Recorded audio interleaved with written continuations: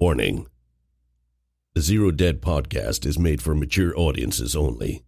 Content warnings can be found in the episode description.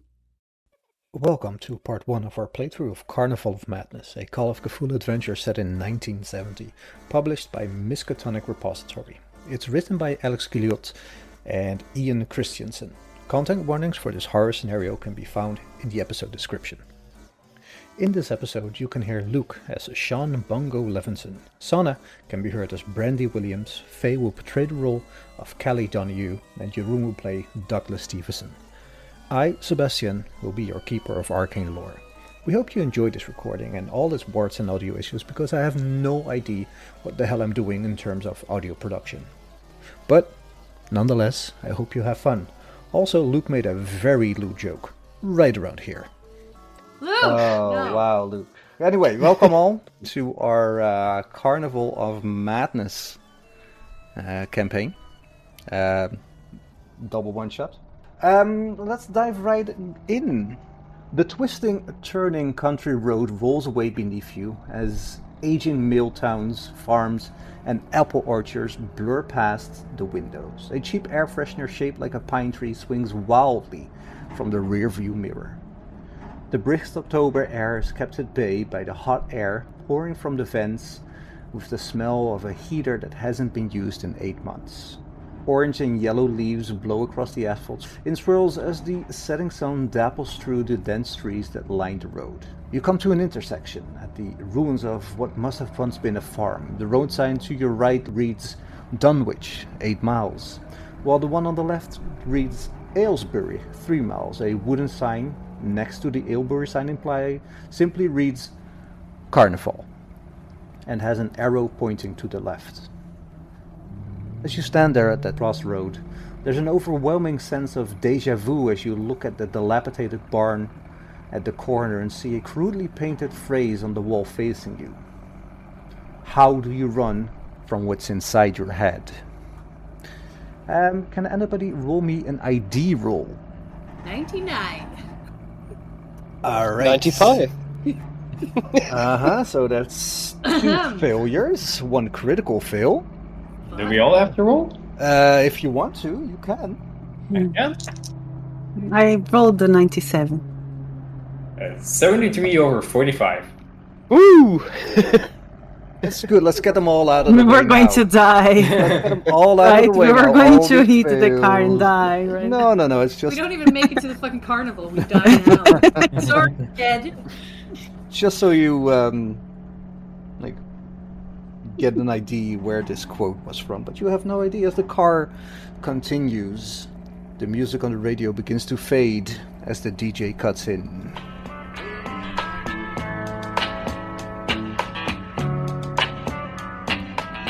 That was Donovan's Season of the Witch. Before that, we heard the Rolling Stones with Painted Black, almost rounding out our trip back to 1966. Our spooky tour of the 1960s continues after local news and weather with Jake Hitchens on your number 1 rock station, WAAF Worcester. State police are still searching for 11-year-old Alice Lambert, who was taken from the Worcester State Hospital 5 days ago by a man posing as an orderly. State Police Detective Brian Reynolds told reporters that while the investigation has been going slowly, they recently received an anonymous tip suggesting Alice may still be in Massachusetts. Alice is described as 4 foot 8 inches tall, 78 pounds, with blonde hair and hazel eyes. Doctors advise that her psychological state is such that she is unable to speak to strangers or make direct eye contact.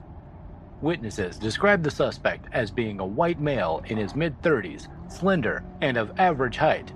He has short black hair, blue eyes, and was last seen wearing a white hospital uniform.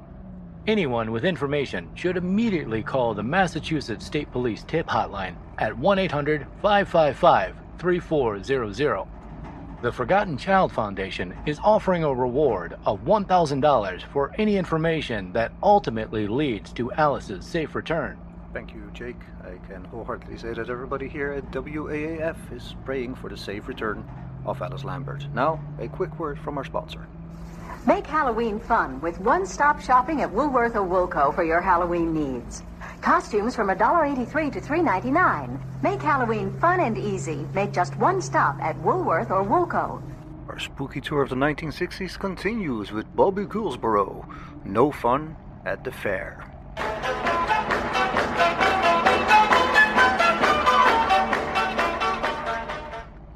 Coming around a tight curve, the vehicle's headlights illuminate a tall, gangly clown with curly orange hair, holding a bright yellow and red sign that reads Carnival Pandemonium in big cartoon letters.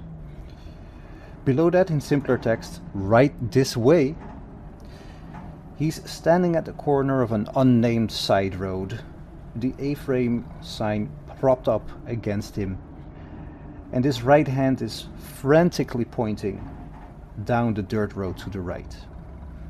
As you slow down for the turn, you can see that the clown's face is covered in classic white makeup with a bulbous red nose. He's wearing a baggy yellow and black outfit, and in his left hand he clutches a bundle of strings attached to a dozen or so red balloons. The clown's smile widens as you approach, and he begins waving comically and jumping up and down, the red balloons flailing and bubbling madly over his head. He begins making more exaggerated pointing gestures towards the side road. As you turn, you glance back and see the clown illuminated by the red tail lights. He steps out of the road behind you, still jumping up and down excitedly, and waves at you as he fades into darkness. After a minute, the narrow road leads to a weather-worn covered bridge spanning a small river. The dark opening is flanked by a pair of brightly glowing jack-o'-lanterns that faintly illuminate the cracked red paint on the structure. As you pull onto the bridge, you hear the creaking of boards and the steady rush of water amplified in the enclosed space.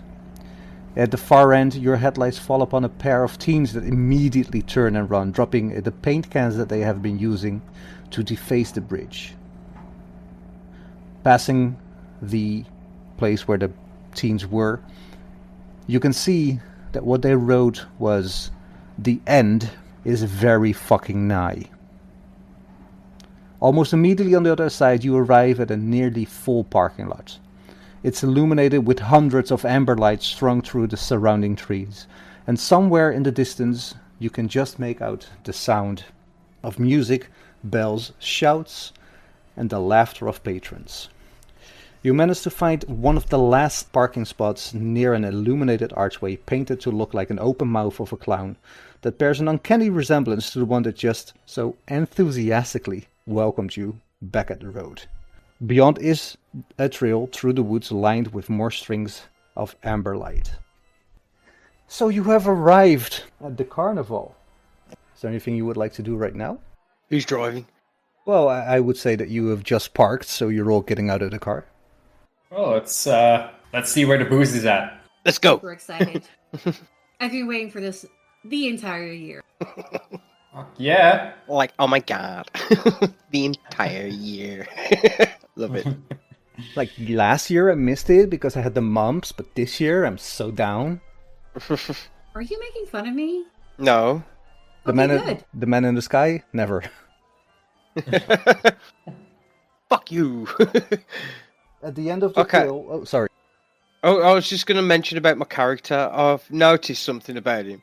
Even though he's a weed dealer, he's got an education of 90, and he's gone for English lessons at college. So Yeah, I'm going to say he's an intellectual weed dealer, dude. Well, I have to say the stereotype of a dopey drug dealer is highly overrated, because as a drug dealer you have to do math, you have to be social, you have to be eloquently speaking. So drug dealing is it's a harsh business as well, physical as mentally. I do have a fast talk of 55. And there you go. So I can talk the talk. Can you walk the walk? No. That's because you use so many drugs. Yes. How can you talk so fast and smoke so much weed?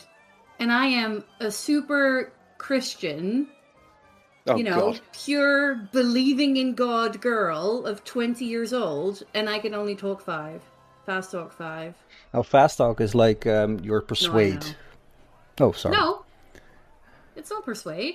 Yeah, there's a different persuade. My persuade is really high. Well, Right. 50. All I can say to that is, man, all I can say is this weed, man, it's God's creation, man. That's all I gotta say. You might want to try some. Do you want some? No, No, thanks. fast talk is not persuade, it's deceive, basically. But why would I want to deceive someone? I don't God know. wouldn't deceive people. Indeed. At the end of the trail, the words Carnival Pandemonium arches over the entrance in large, friendly letters of red neon. A small, warmly lit tent marks the entrance to the carnival, with a set of 3 turnstiles restricting access. A young man in a red vest stands in the front of the center turnstile, with a pouch hanging to its side. The tent is open, on the side facing the trail, and an elderly bald man smiles and begins pulling strings of tickets from dispensers as you approach. A wooden sign above the opening reads, Admission. Adults, $1. Children, ages 6 and 12, 50 cents. Children under 6, free entrance. Do we get student discount? No. Let's see. How many are we? 1, 2, 3, 4. 4 tickets, please. Right, sir, that would be $4. $4. Let me get. Where did I put my wallets? Wallets. Ah, there it is. I'm very slowly gonna 1, 2, 3, $4. Like, you see his large hand slam on the money, grab it from you, and he gives you 4 tickets. He scoops the money into a cash box behind the counter as he hands you the tickets and a 3-fold flyer. As you can see, there's apple bobbing, mind reading, sword swallowing, juggling, puppets, feats of strength, fortune telling, fire eating, lose your mind at the asylum, test your nerve on the wheel of fortune. Don't miss our Halloween night special show, Night of Bedlam, featuring Lady Sari. Visit the astonishing freak show. Stay for the witching hour and get half off all adult beverages. Carnival Pandemonium, fun and games, costumes, and rides. 6 p.m. to midnight. As you turn over the flyer, you see a map of the fairground. Does everybody have the layouts? Yeesh. Yeah. Where's the bar? Well. So you enter the carnival, I imagine? Yep. All right. Yep. Stepping into the clearing, you're dazzled by all the exciting lights, sounds, and smell. The Ferris wheel stands above the treetops, turning slowly in a clockwise direction. Most of the carnival is hidden from view by the solid 8-foot-tall wooden fence that curves off to the left. Its upper edge is trimmed with warm orange and yellow lights that blink randomly. A chipped and faded red arrow painted on the barrier reads, "The fun is this way."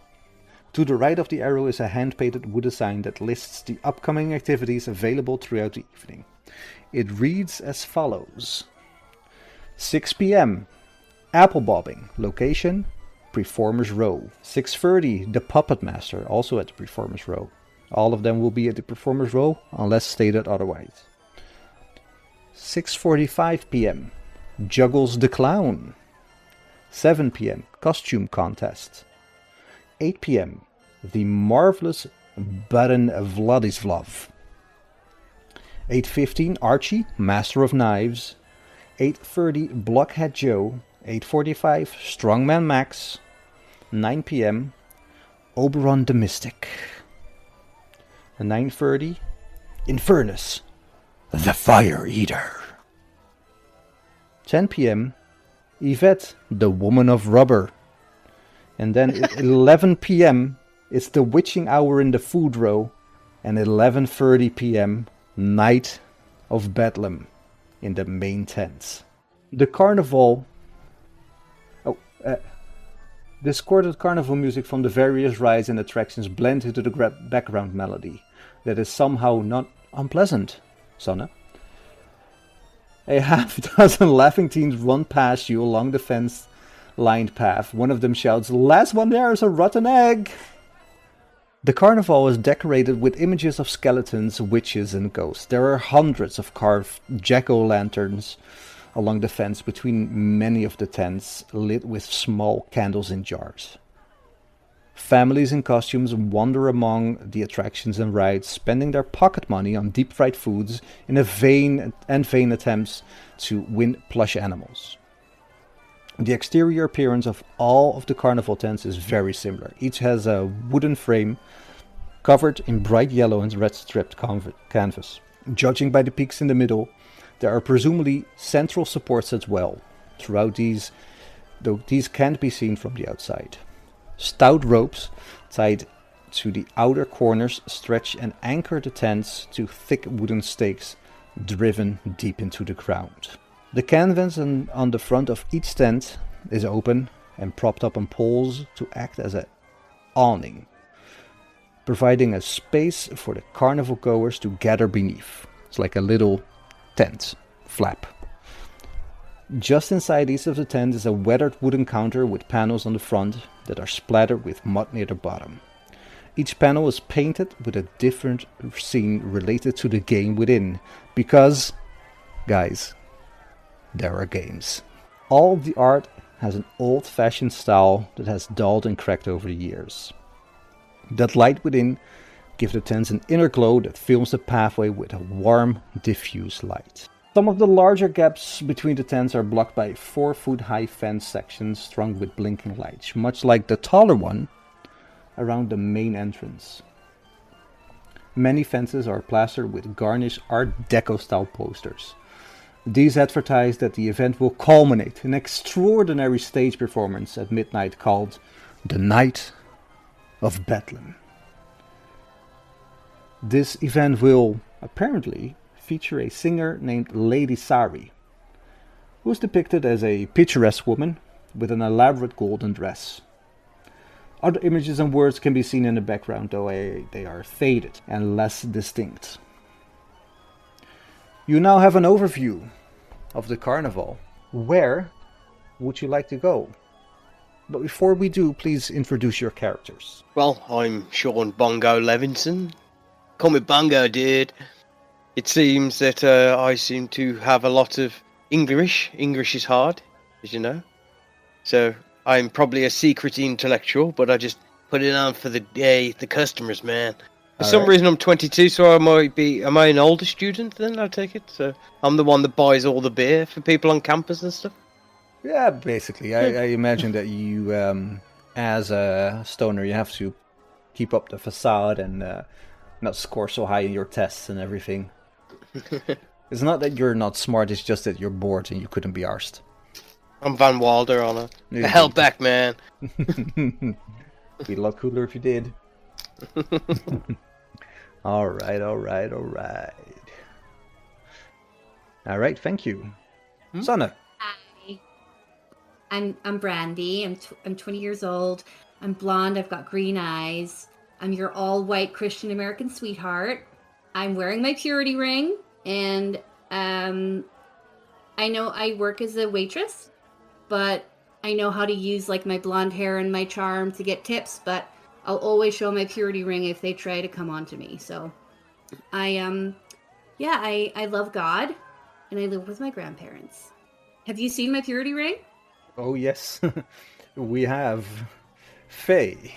I'm Kelly, 23 years old. I'm a student. I study psychology, and I am quiet, and I think I'm very smart. And I think that going to this carnival is quite boring, but because I study psychology, I probably have to go and watch people, this type of things. And I think that my dear friend, actually I don't think anything, but every time Brandy talks about her ring, I roll my eye. I don't say anything, I just roll my eye. Yes. Good. Thank you. Jeroen. Yes, I'm Douglas. I'm a quarterback for the Boston Eagles. I'm just here to have a grand old time. I'm gonna get some balloons, I'm gonna dunk some clowns, pop some apples. You know, all the good stuff. Before we go any further, I want to know what everyone's wearing. What's your costume? So I'm dressed up as a rag doll. Costume? I don't have a costume on. I just look like a hippie. Comes Come myself, on, guys, man. it's Halloween. I'm wearing black jeans, black shirt. I don't know how you call the shirt that doesn't have sleeves. A sleeveless shirt. Yeah, a sleeveless shirt, and you can see the bra on the sides. It's black also. It's all black. My nails are black. My makeup in the eyes are black, and I'm wearing princess tiara. So I'm the Black Princess, basically. Yes, Trashy, but you can take her home to mother. she's wear for the witches. I'm dressed up as the guy from the Planet of the Apes. So basically just a loincloth. Oh my. Oh my. Yes. You maniacs! Alright, so you are dressed as Charlton Heston. Lovely. So what's everyone's age? It's Charlton Heston, right? Yes. I have no idea. It sounds right. Yeah, it's probably I'm Charlton Heston. I think I'm the youngest of the group. I don't know. I think I'm 20. Yeah, I'm 23. I'm 23. I'm 22. Well, I thought I was the oldest, but I'm not. I'm the second youngest. You may buy beers at the school, at the university, but here we can buy it for you. I don't want any beer. Not for I me. know, Brandy. I know. What are you going to drink then? Well, I was Brandy? going to. Orange soda. Orange soda. Did I sneak any drink in my bag? Is there a way, like Delta Green having a luck roll? But I've remembered that luck, you spend luck, don't you, to make You a roll can work? spend luck, but what's your luck score right now? 70. So, roll a luck. So it's under Well. 70. But is that a thing in Call of Cthulhu? Yes. Or is this- Yeah, let's just... if Yeah, it's not a thing, humble. it is a thing right now. 49 under 70. Yeah, you got a little flask with you. Bradley? Yeah, no, not Bradley. Douglas. Who's this You go by Bradley? Dougie. Oh, Dude, who's this Bradley? Sorry. I'm already high, you know. Dog, man. Want some gin? No, man, I'm gonna get some punch. I want some. The lady of luxury. I'm going to pass some gin over to Thank you. Kelly. So, Oh, it's good. the freak show. Balloons! It's on. It's 6 p.m. What time is it now? What time did we arrive? Well, you arrived at around 6. And as you are moving through the carnival, before you get to the fun and games, there's a little bit of, well, a little bit of a downer. You see a few police officers handing out flyers, and it looks like they handed out most of them. They have about 10, 20 left between the two of them. And it is a poster of a missing girl. And you remember hearing something about this on the radio between the funky tunes, Season of the Witch, and No Fun at the Fair. There was a little broadcast.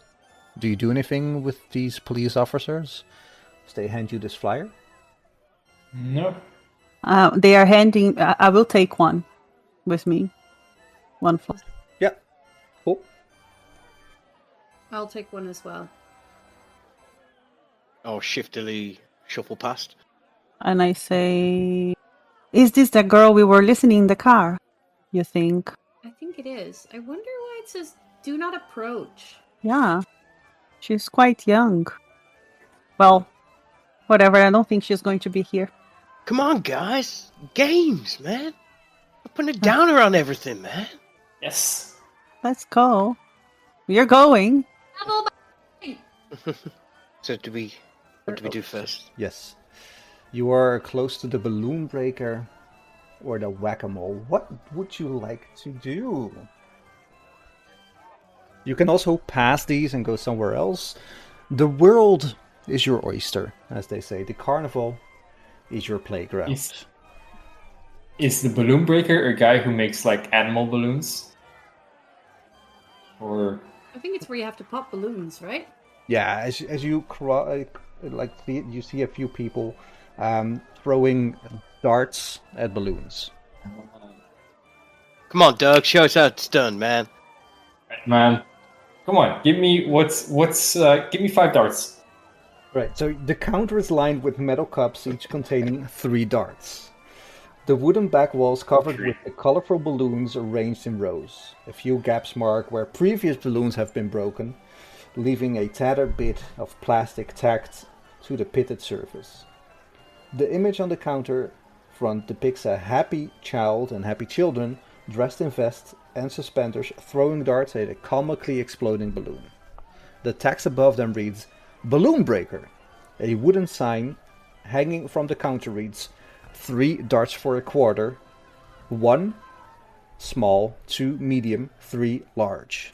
Hanging on the wall to the right are a dozen stuffed animals ranging in size from a mouse that fits the palm of a hand to a 5-foot-tall bear with black eyes, a red vest, and a white blue tie.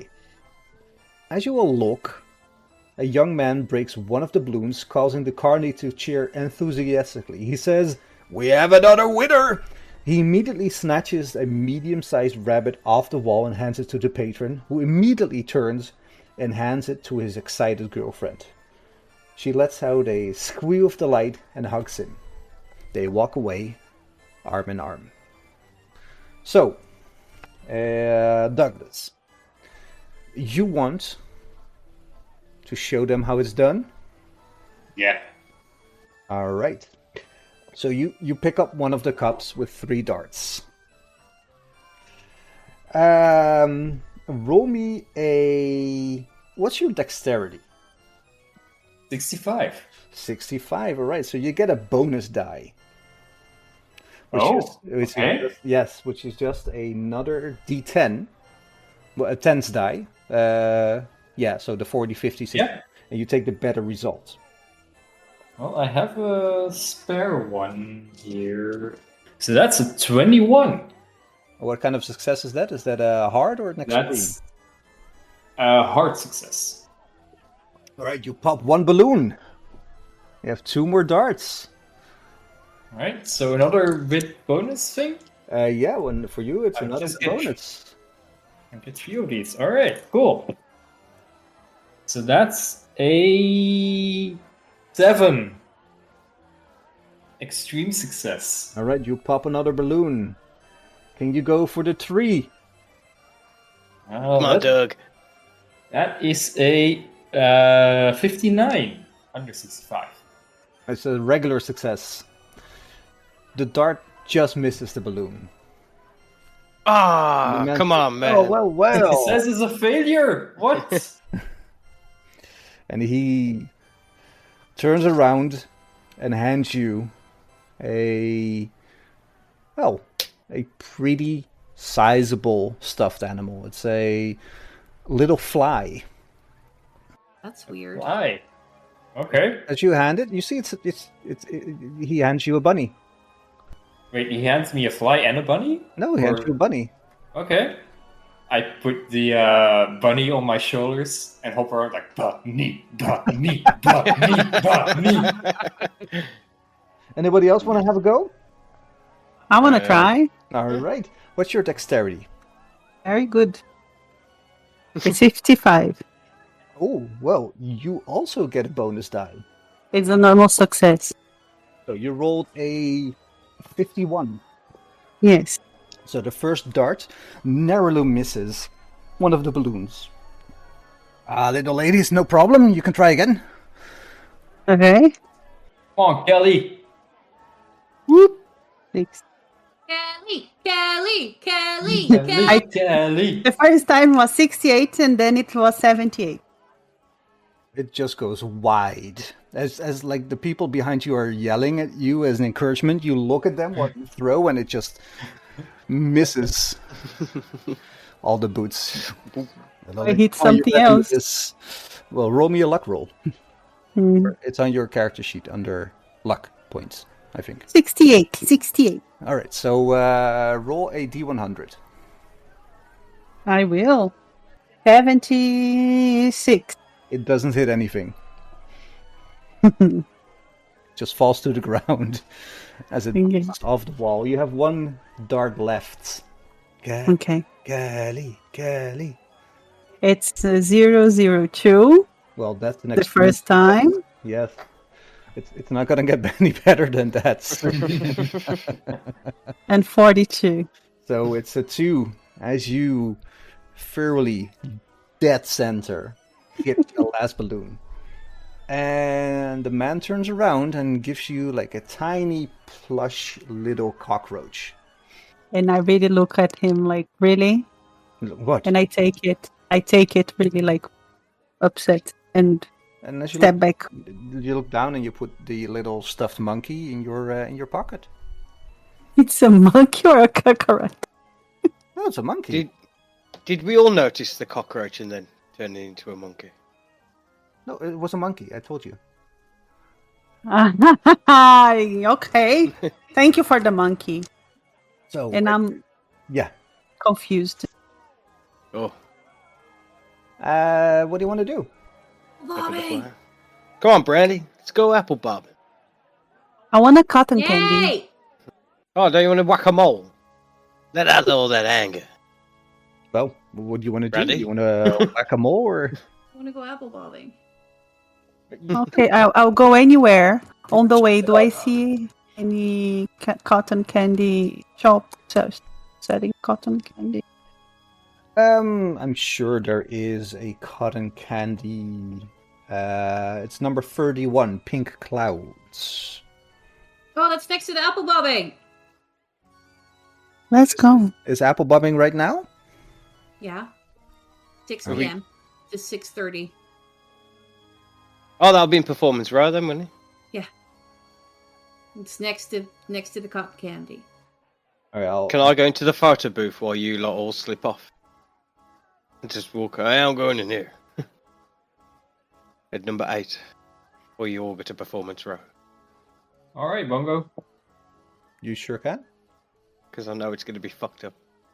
I left the monkey on the counter. I didn't take it. I will give Kelly the bunny and take the monkey. Monkey.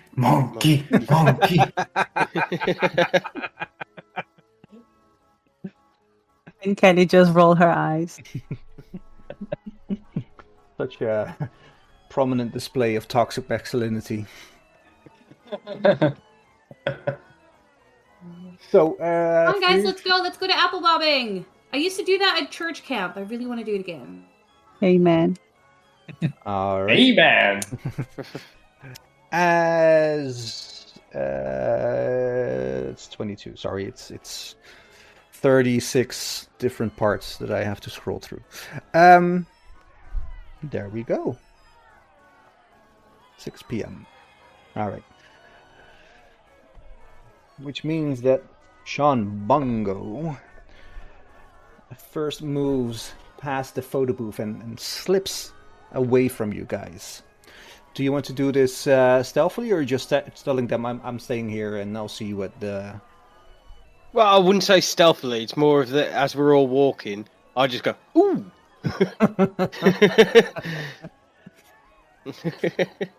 Man, I'll catch up with you guys. This looks good. Can you leave your bottle with me? Yeah, sure. I got Thanks. the good stuff anyway. Hey. As you arrive at the photo booth, just inside a smaller tent is a large wooden paneled box about the size of 2 phone booths. Remember phone booths, guys. The box is ornate and trimmed with a decorative brass fitting. A picture frame on the left side shows a black and white picture of a typical family of four, all laughing and trying to stay in the frame. Laughing. On the right side is a burgundy curtain. A carny sitting in a wooden chair next to it pulls the curtain back to reveal a narrow seat on the right and a large pane of dark glass on the left.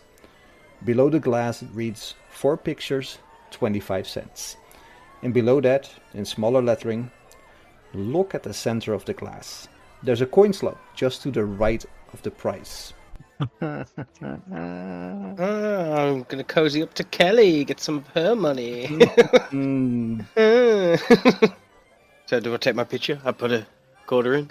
Yep.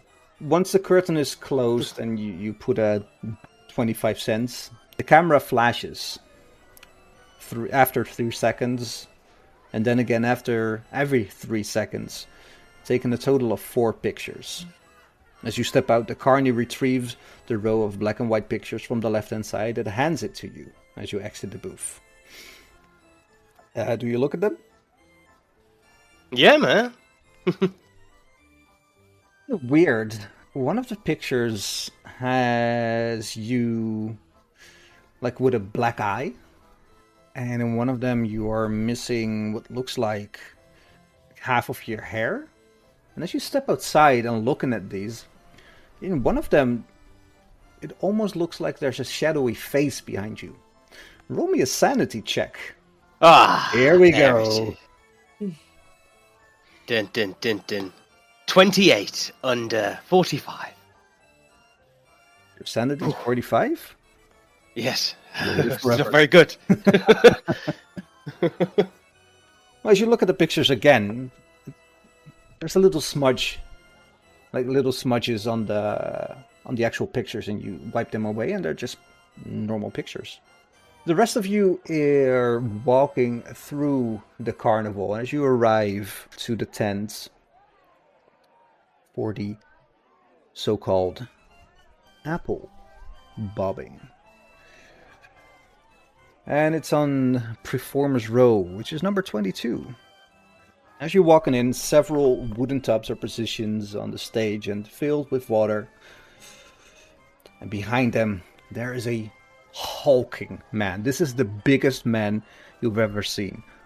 Not in terms of height, but in terms of sheer muscle size. Like, Douglas, this is the man you think you are. And then some. Like, his arms are as round and big as your legs are.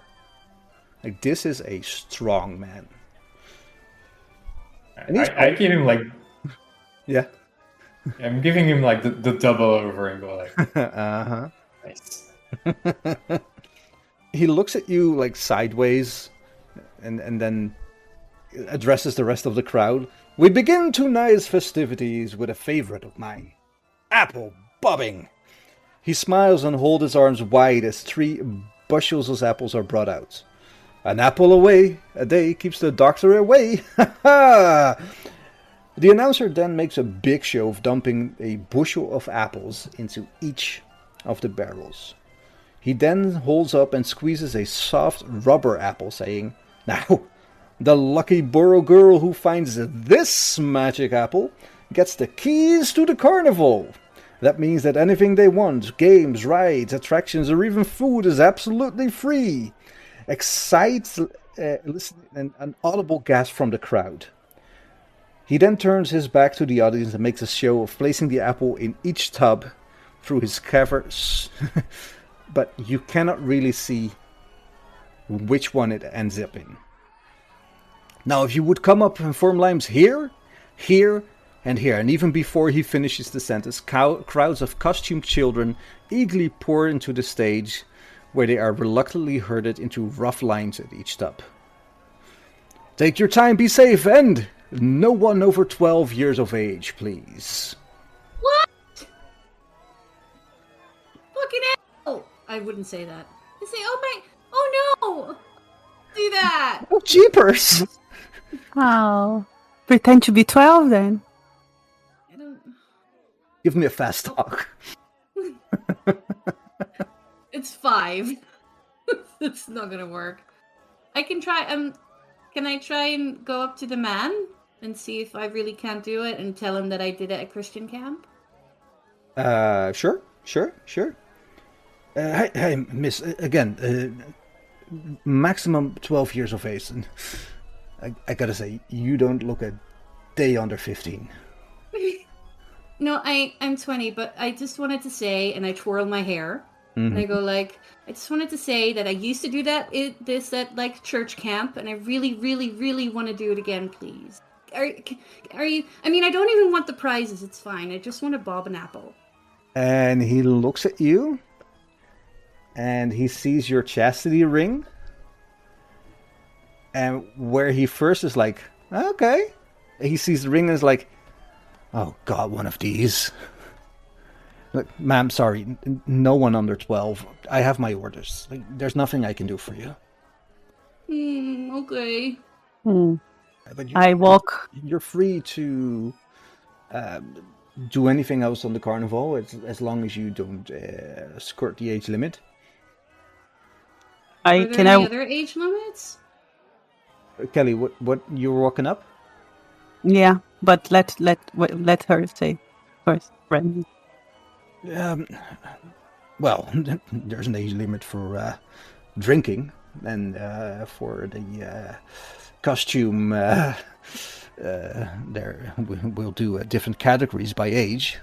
Like, I wouldn't want you dressed as you are in the 12 and under category for the costume.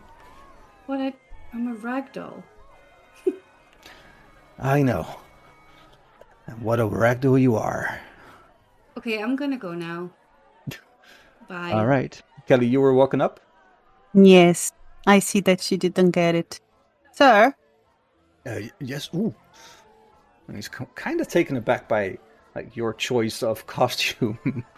black on black and a gold tiara. No. And she turns her eyebrows up. She says, how much for her to be allowed to play at least once? Look.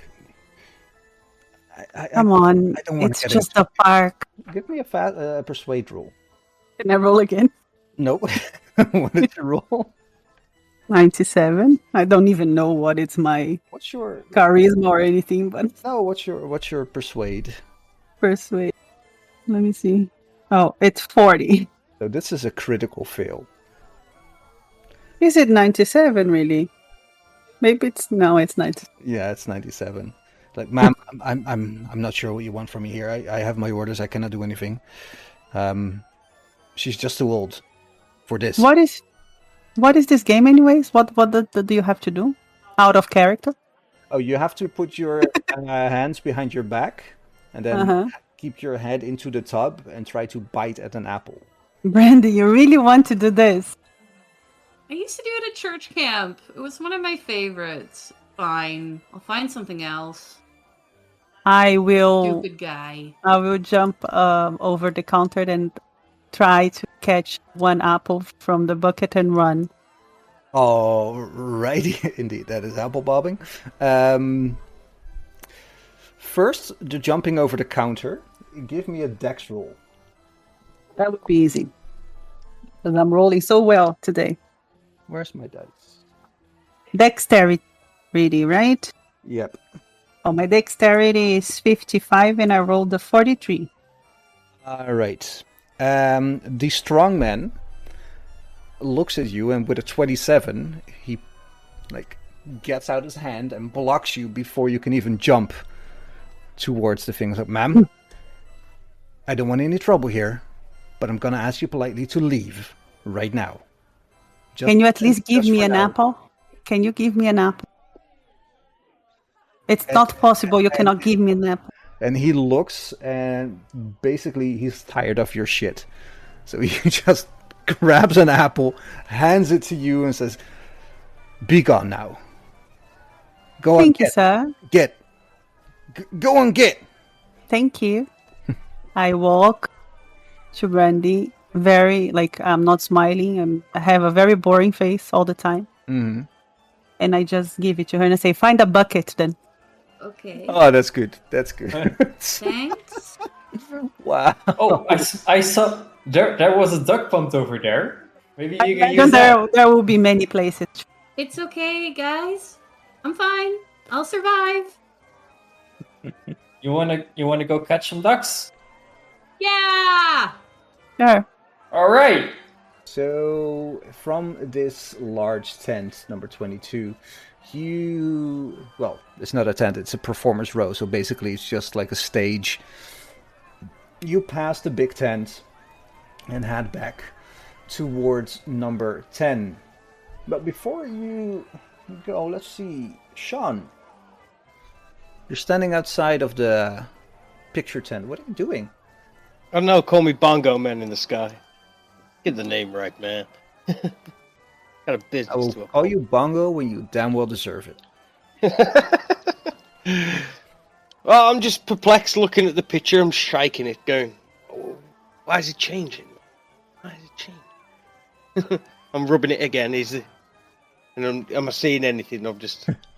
As you rub it, a mist starts to form outside of the picture, and a genie. No, it's not. Nothing happening.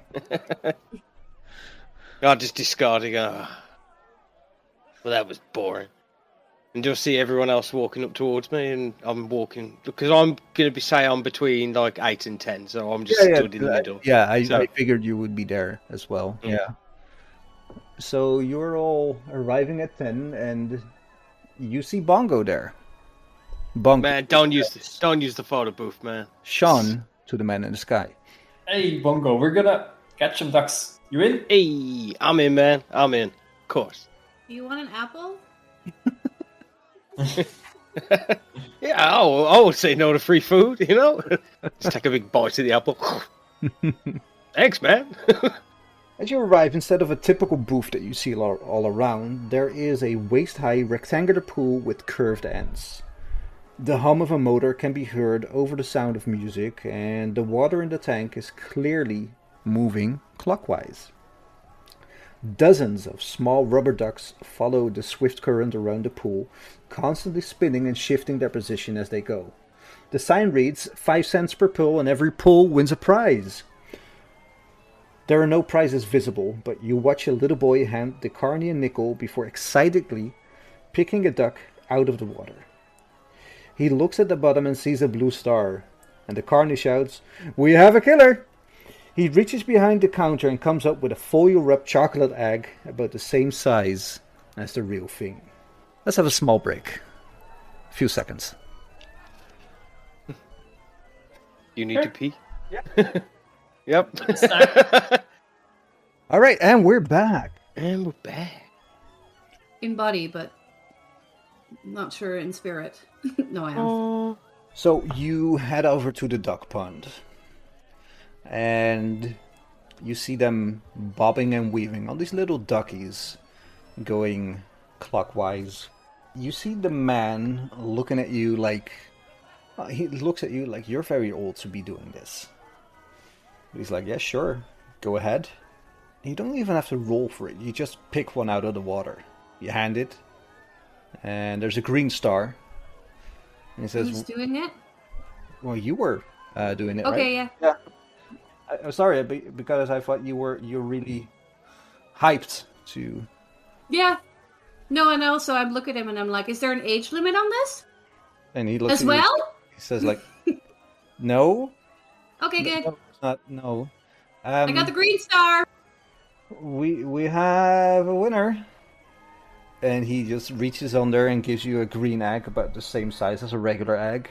Well, it's a green tinfoil. The tinfoil is green, not the egg itself. Or is it? And I hold it to my ear and I shake it. There is something inside. Ooh! I open it up. It's like a little wooden ball that's inside that looks a lot like your Raggedy Ann ragdoll head. Fits my costume perfectly. Indeed it does. I show it to everyone going, ooh, look at this! You go, girl!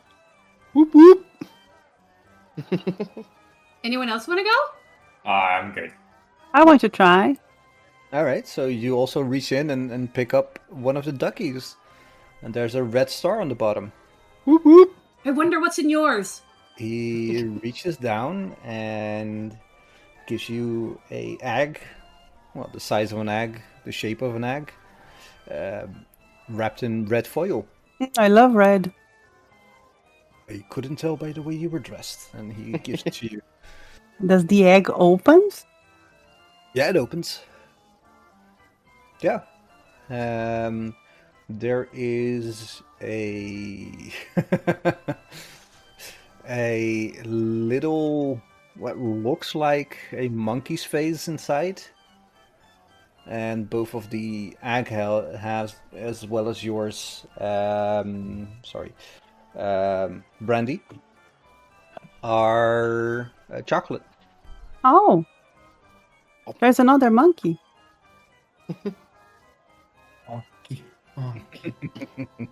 And I hand it to him. Here, there's a monkey. Goes well with my monkey.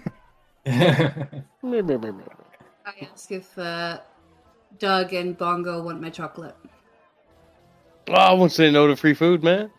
I got the munchies after all. I put my chocolates in my bag. Backpack. Yeah. Don't know what I have. Backpack. Doug, I'm you want watching the chocolate? sugars, man. Oh god, okay. I give the other chocolate to Bongo as well. I have one bite of chocolate, a bite of an apple. Bite of chocolate, bite of an apple. And this man, in his late 30s, like, he's very thin, his hair's thinning on top. He kind of leaves in like, sorry, I know there's no age limit, but these are more for kids, you know? Man, Okay, we'll go. what kind of stuff should we go and see then for people, age appropriate to us? Let's get our fortune told. Oh. I'm in. When the guy says that, is it okay that Kelly opens her backpack and takes a little notebook and writes something in it? Of course. Are you doing it like nobody can see it? No, she's doing like she analyzes things and she writes it down. Stone faced. What are you writing there, Missy? Are you one of those undercover shoppers? Thank you, sir. And I put my thing back and my little notebook back in the backpack. And I look with a lot of judgment. As you're looking at this man, Kelly, roll me a spot hidden. Is that the 100? Yeah? Oh, I don't know what is my number here, but it's I rolled the 7. Ooh. The name is Spot Hidden. 50. Would be an extreme success. 07. I took. Okay, sorry, can I ask a question about one of the stats? Okay, bye. No, yes. What does APP mean under Dex? Oh, Appearance. appearance, yes. APP. Okay, so I am very dumb, but very hot. Ooh. Wait, I want to correct something. Sorry. I was looking at somebody else's thing, but the number doesn't change much. It's 55, and my 55 and the numbers cut is 27 and 11. So it's So still still a success. yeah. Yeah. As you're looking, you see that this man has a lot of lumps on his pasty skin. And only you see this, but one of the lumps in his neck opens and shows an eye. It locks eyes with you and closes immediately. Roll me a sanity check. Hey. It's also 100. Yes. And we're back to the 90. 90 what? 90. Just 90? Just 90, yeah. Because the other is 0. What's your sanity? My sanity is 70. Roll me a d6. Yes, the 6 is a normal die. Yep. 5. Here we go. Look at the excitement in the boss's eyes. Yeah. Here we go. All right, roll me a d8 as you take 5 sanity damage in one go. 5. You suddenly feel as if hundreds of bugs are crawling beneath your clothes. What do? I scream and start scratching my legs. Uh-huh. You all see this, but you don't know what caused it. What do? Say, what is it? What is this? Are And you I- okay? Yeah. No, it's like there's something inside of my pants. And I try to rip it off. I try to push a piece of... I'm wearing like tied black jeans. And they have those rocking... They have holes in it. You know, like when you scratch it to look a bit old. Mm-hmm. So I pick one of those that it's lower, close to my foot, and I push like to open it off. And I don't think I see anything. Do I see anything? No, In my legs? You're checking, but there's nothing there, and that more than anything, it's kind of freaking you out. But you still feel it crawling, and even though it's not crawling under your clothes, it feels like it's crawling under your skin. And just as soon as it arrived, the sensation, it's gone. I'm looking at them very scared. Probably just a bug, Fuck, Kelly. Kelly. You've probably got it off, Yeah. man. Just take a drink. okay? We'll be fine. We'll be fine, man. Yes, and I take a sip of what Sean has in the bottle. I don't know what that is. Maybe we should get you Passion some for water. gin. No, I don't need water. I need something stronger. I'm thinking now she's looking like what the... She opens her backpack, take her little notebook, and makes a note. Need beer. Buy more beer. All right. Bug spray. Anything you want to do? You have the Horror Carnival in front of you, and it's around 6:30. Do we have time for a fortune telling and still make the puppet master? No, because the Puppet Master starts right now, and it's only 15 minutes. What time is it again? 6? 6:30 p.m. 6:30. Let's go see the clown. You guys go see the clown. I'm gonna get my fortune told. Oh wait, can we would still be in time to get, or we can get the fortune telling done and then be in time for the clown? Yeah, let's do that. Because it's You could- clown dunk, right? Oh, you mean No, juggle? it's Juggles the clown. Go! Juggle. Juggles. Woo! Standing in front of Juggles the Clown as he's doing juggling. Juggles! You head inside. Well, you don't head inside. Come on. I don't head inside. I stay outside because I don't think my church allows me to get my fortune told by a heathen. Heathen! Come on, Brandy. It's just for fun.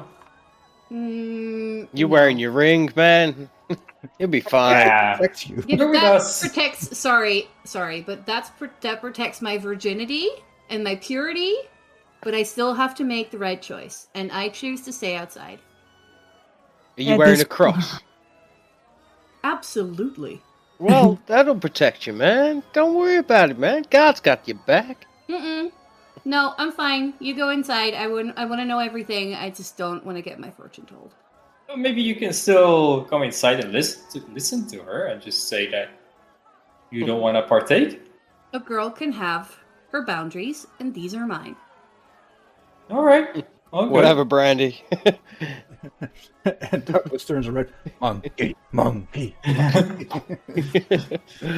Fortune teller. All right. So See you later. you head through to the fortune teller's tent. As you're standing outside, this smaller tent has a wooden sign standing out front. It shows a mysterious woman covered in elaborate veils sitting before a crystal ball. Above her it reads, Madame Fortuna, and at the bottom, Tarot or Crystal Readings 50 cents. The interior is concealed behind a red and brown beaded curtain with no hint of what's inside. What do you do? So, Doug, do we go in together, or do we just... You go first, and then I have mine done? Go on, man! Let's do this together, man. Is Kelly coming with us? Oh, absolutely, I am. Alright. All together, then. Come on. And when I say that, I actually pull out my necklace. And it's like a very ugly horn. It's like a pagan symbol. What? It's like a pagan symbol, yeah. All right. Brandy, do you see this? Yeah, No. well, I do it to show her, actually, just because she said my God. she's wearing hers. Yeah. I wasn't wearing mine out. I'm wearing my purity ring, but not my cross. Kelly, you can try, but, you're still my friend, so. Oh, I love you. And she walks in with the guys. As you three pass through the beaded curtain, a narrow opening and a pair of dusky veils brings you into the middle of this rather atmospheric tent. The air is heavy with red ringe and... That was a weird sound.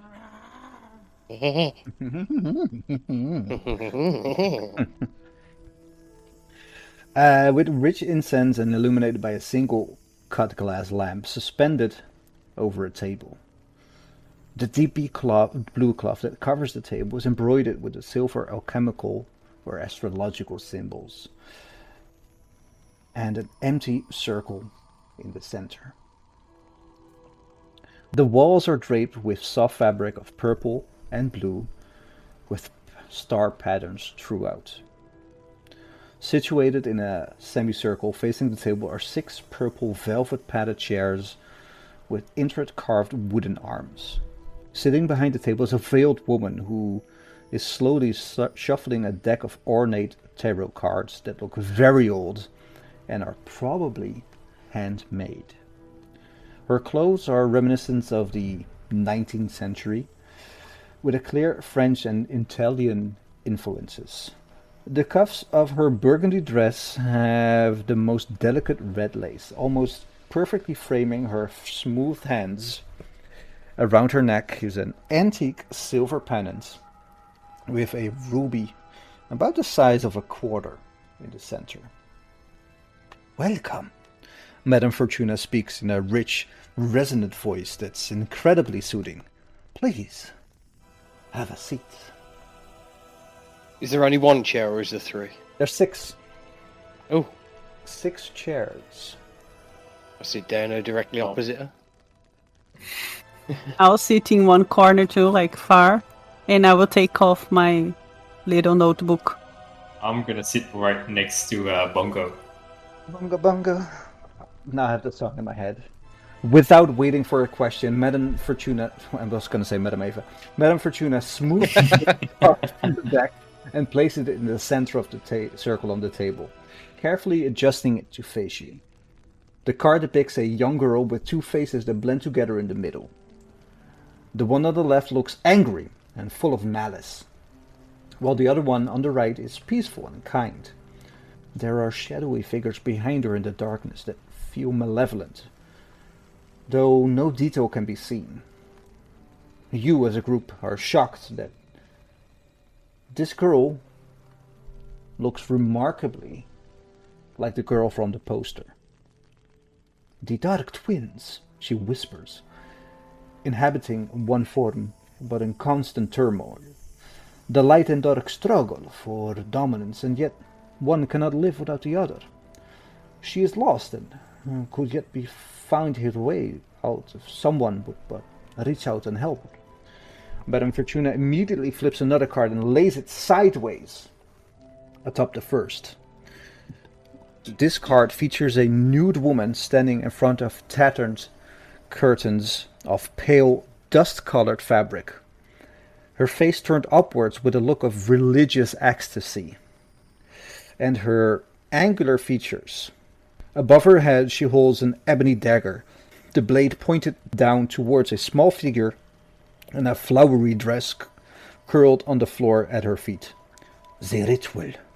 She pauses for an uncomfortably long moment before saying, Someone dark approaches from a great distance, invited by a woman of power and great age.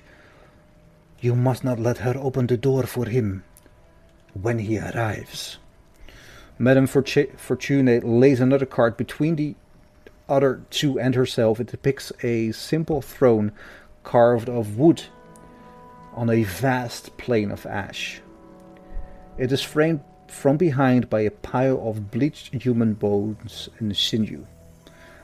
Sitting on the throne is a burning scarecrow of straw, bundled sticks, and jute twine draped in bits of decayed fabric. Apart from its general outlines, it is utterly devoid of any features that might be recognizable as human. The fire has spread to the back of the throne, leaving a charred black. The burning throne, we see here that behind every tyrant are the remains of those that they sacrifice to achieve their power. But we also see that a king has no power without a throne. You look down and another card is on the table, just to the right of the other two. You did not see Madame Fortuna place it there. She says, The broken sky. This card shows what looks like a negative image on a night sky with dark points against a slate-gray background. Circling in the sky are what look like giant wasps attacking a crowd of people in the background. In the foreground is a woman looking away from the grim scene. She has a cloth tied around her eyes, and one of her hands reaches out as if feeling her way to safety. This card warns us that focusing on a threat only gives it the power to harm us, and that we must look away in order to find salvation. The next card is laid on the left, and this one depicts a forest edge at night. As you look closer, just inside the tree line can be seen dozens of pairs of predatory eyes. The moonlit grass in the foreground is speckled with red. On the ground, at the edge of the trees, is a smoking flintlock pistol with a bloody grip. The wolves. She taps the card. This warns the traveler to not stray from the path, lest they fall prey to the unknown. Evil lingers in the dark places, so you should always travel the path of light. A final card is placed directly in front of you, completing the cross in the center of the circle. This one depicts a city skyline silhouetted against a crimson sky. Countless fires burn throughout the ageless metropolis, sending pillars of black smoke into the bloody sky. Madame Fortuna's voice sounds muffled, as if she's speaking from another room. If she mentioned a name for the card, you didn't hear it. Instead, you hear a kind of background murmur that resolves into the sound of distant screams, breaking glass, explosions, and, most disturbingly of all, insane, gibbering laughter. You're standing in an alley between a pair of nearly identical brick buildings. A dozen feet ahead, a street is lit only by flickering firelight. A single figure runs into view. She turns towards you with a look of absolute terror on her face. She takes a step towards you, but before she can take another, she is jumped by a mob of feral children who begin to devour her flesh while she screams. A sudden sound behind you causes you to turn abruptly in alarm, fearing a similar attack, but there is only a single girl, whose name you know to be Alice. Her hair is tied at the back in a ponytail with a large yellow ribbon. Her dress is light with ornate floral patterns, and her shoes a polished brown leather. She would have been the picture of innocence were it not for the dagger protruding from the top of her head. Only a little blood pooling around the wound, until she smiles, reaches up, and yanks the blade from her skull. A veritable gout and spray of blood erupts, showering her face and head. Her smile never wavered. "You could have saved me," she says with an unsettling giggle at the end. You could have saved us all. She looks back, and only then do you see that the alley is filled with children. All of them covered in blood. You reflexively turn away, only to find yourself face to face with a woman of extraordinary beauty, with black hair and sharp, angular features that you recognize from somewhere. She examines you without expression before saying, "This is the best you could find, Aurora. I know that you were up to something, but really, this is just embarrassing." A moment later, a disembodied voice that seems to be coming from everywhere says, "You used to be more than this." The woman responds with a mirthless laugh. "So did you." You suddenly jerk out of your seat and find yourself in Madame Fortuna's stand. The cars and Madame Fortuna are no longer there. All that remains is the echo of a phrase in your head. Seniorem simium. Seniorem simium. Seniorem simium. Brandy, you're standing outside of the carnival tent. Madame Fortuna's tent. What are you doing? Just looking around. People watching. Waiting for my friends. What do I see? You see like a lot of patrons running around. You see some kids running around. Roll me a spot hidden. 24 under 45. So a regular success.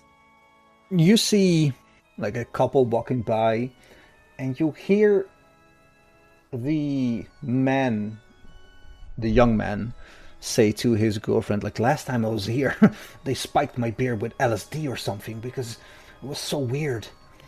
As they walk past, you see a few patrons around. You see some children running around in costumes.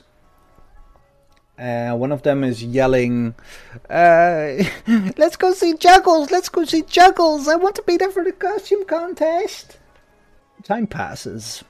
Are you wearing a watch or something? Don't think so. I'm definitely not. Not that we can see, anyway. My grandparents think that I'm sleeping over at Kelly's, so they don't know where I am. Ah, alright. So I don't need to know the time, because I don't have to be home. That's the spirit. It feels like they're inside there for a very long time. And as you hear over the den of the music, "Thank you, Juggles the Clown. Next up is the costume contest." Fuck.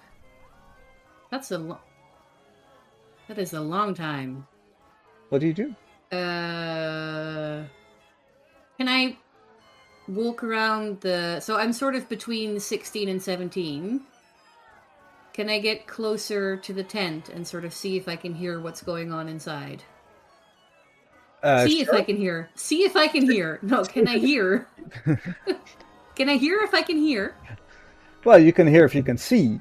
That's why when you arrive somewhere, you put your music down so you can see better. Yes, exactly. Roll me another spot hidden. Or not. Or just leave. Or leave. Or just leave, yeah. Also a possibility. And mute yourself while you're trying to get back. I tried to unmute and accidentally just clicked the wrong thing. Sorry. No worries.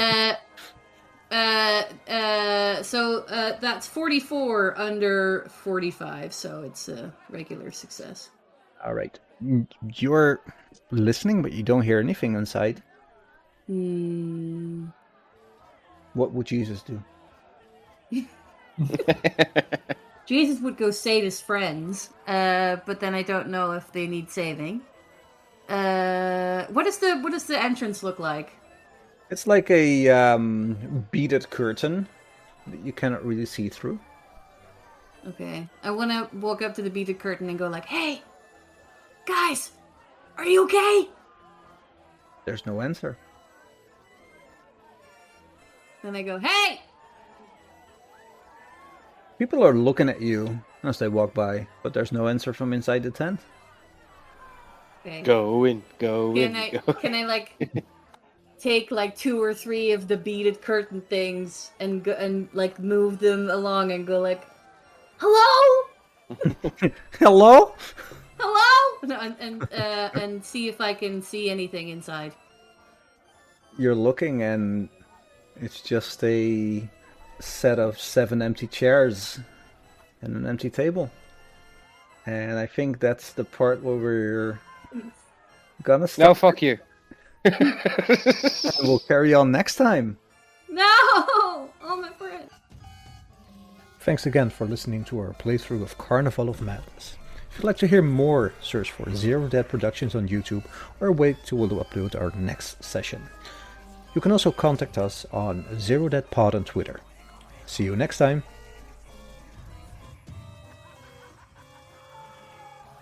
Can I retcon one thing? That when the naked lady thing come down, I high-fived Doug. Boobs! Yeah! Oh my god. Yeah. Yes, that is canon.